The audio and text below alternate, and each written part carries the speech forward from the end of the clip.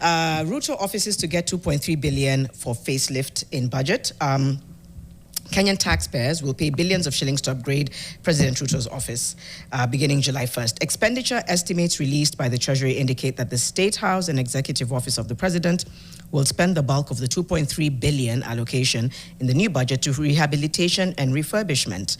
The development of the office will also increase by nearly 300 times to 1.46 billion from 50 million in the current financial year, comprising expenditure on maintenance works at Harambe House and the refurbishment of the government press, and an additional allocation to the National Fund for the Disabled.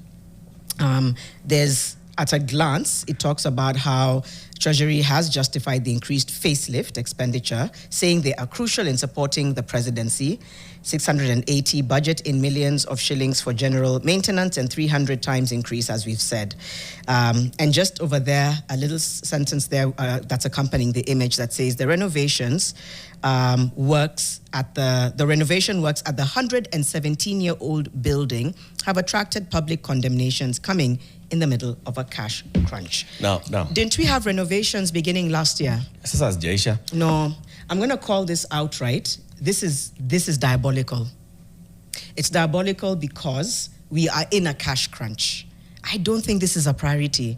I don't think State House will lack any functionality if the floors are not a certain type of tile, if the windows are either Victorian or minimalist or modern. The infrastructure, I think, doesn't really have as much gravitas as what you do in the office. But for me, it's the timing. You cannot do this at this time. And I know page 5 goes into KDF and teachers and police. Mariam and Eric, I think you were sort of justifying where it makes sense and where it might not. Right. Again, 2.3 billion shillings for facelifts and renovations and office, development budgets, when we have to have a billionaire give us a grant of 3.8 billion shillings to fund our healthcare because USAID decided to up and go, or Trump decided that USAID must up and go. That is my absolute madness. Read the room. In fact, before you jump in, Rosa Buyu, Kisumu West MP, said, "We're spending too much beautifying State House. If Kenyans are suffering because of budget cuts, State House should take the lead in tightening the belt." So yeah, that's just how I'd sum it up. Context. On the 29th of April, that's last week on Tuesday, the cabinet met in Nairobi. And the cabinet looked at the budget and they were like, apana. As a result, the initial budget estimates of 4.3 trillion will have to undergo substantial revisions before being tabled in Parliament. These adjustments are part of broader austerity measures designed to strengthen fiscal discipline, reduce public debt vulnerabilities, create the fiscal space necessary to deliver essential public goods and services. Okay? So the cabinet said, no, we have got to cut back this excessive expenditure.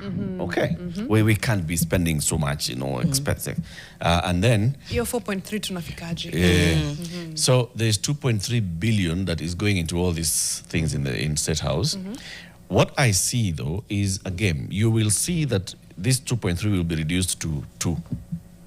So they'll say they've cut the, State House budget has been cut by 300. The presidency, some 300 million shillings has been reduced. As we cut back, where is the Treasury going to look for the 4.3 trillion to bring it back to 4.2 trillion? It'll be such kind of things. In the end, there'll still be money that is being used in refurbishments of State House to the tune of over 1 billion shillings in this year. Right, and those are the questions we need to ask ourselves. How many new advisors has the president hired since last year when the Gen Z protests came out and people were like, how many advisors do you need? And said, we're going to reduce the expenditures on the office of the spouse of the Prime Cabinet Secretary, the First Lady's office, the Deputy President's spouse's office. We're going to cut those ones. Even our, advisors, we're going to reduce them. As late as last month, the president was still hiring advisors. Adding or reducing some? Well, either way, he was hiring. He was hiring. Yeah. He has not fired anyone. He has not fired anyone. No. And there's a thin line between unfit for habitation, which is what the government is claiming State House is. If there is credible need to kind of upgrade or refine, whether it's plumbing or whatever it is, I think the beautifying is what's really triggering people.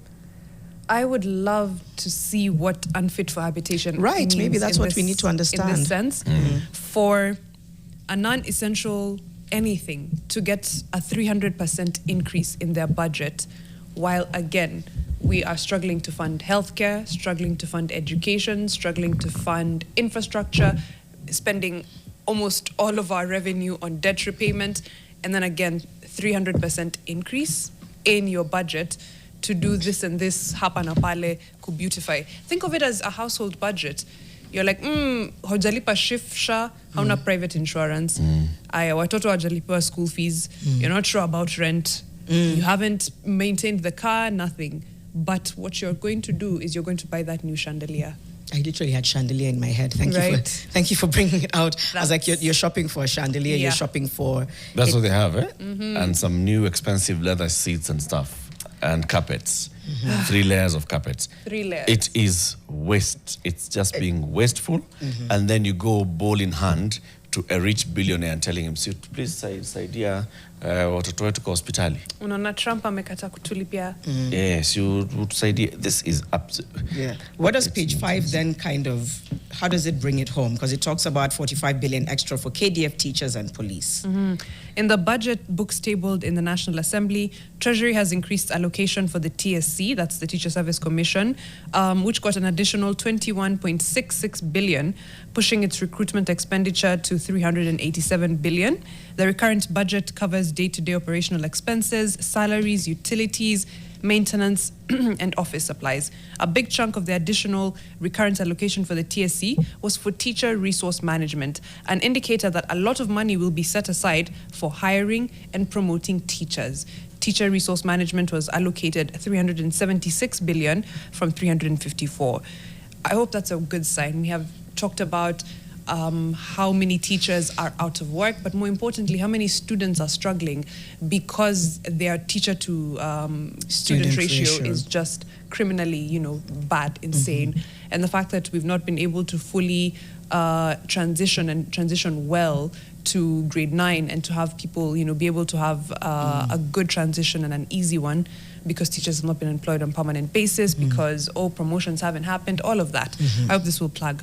The Defense Ministry's recurrent budget has also been increased by a 10th, or 14.8 billion, in the latest estimates, with a big chunk of the money going to the KDF, the Kenya Shipyards, and the Kenya Meat Commission, mostly to cater for salaries and other administrative costs, including maintenance of major systems and infrastructure.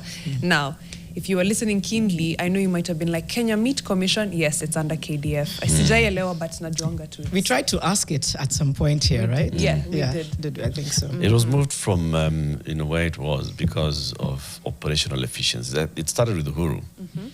I said, this thing, Kenya Meat Commission, has just been here, and its biggest customer, the Kenya Meat Commission's biggest customer is the Defense Forces. So let them run it. Okay. There's also a newly established State Department for Aviation and Aerospace Development. I remember us talking about this when they were announcing the principal secretaries. Yeah. And they got a fresh allocation of 14.15 billion. The new State Department of Children Welfare Services has also gotten 11.37 billion. I'm hoping that goes so towards... State Department for Children Welfare gets 11 billion. Aviation gets 14 billion. Okay, Nisa, so... Yeah. The math. Right. The president is still Uko in Migori. He's still...